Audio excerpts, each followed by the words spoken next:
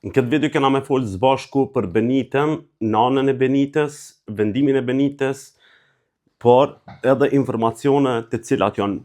të garantuara, të sigurta, që çfarë ndodhi realisht pse u sjell Benita ashtu me prindin e vet. Po fillojmë nga momenti kur Benita, pas vendimit për me i harxhu 20.000 euro nga çmimi për tonin, gjë që u tregu besnike me që zbashku ata kishin kriju një farë lloj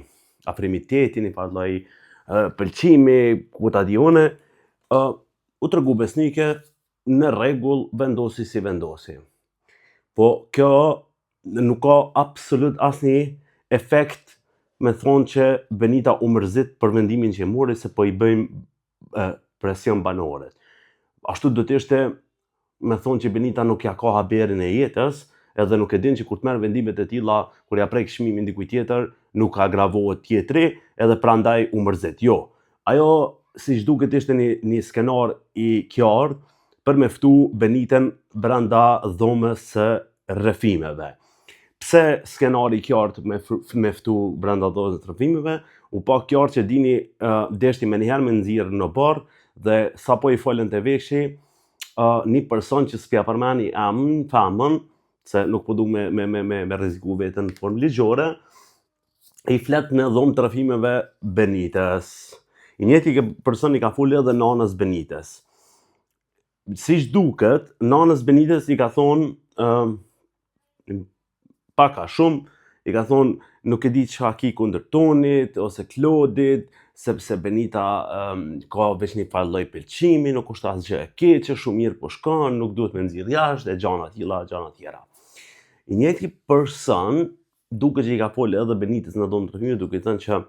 tani lajmi që ti do ta marrësh, nana, nuk është të e thonë totalisht vërtetën, sepse ka të bëjë ma shumë me Klodin dhe tonin dhe pëlqimin tënd ndaj Klodit dhe tonit.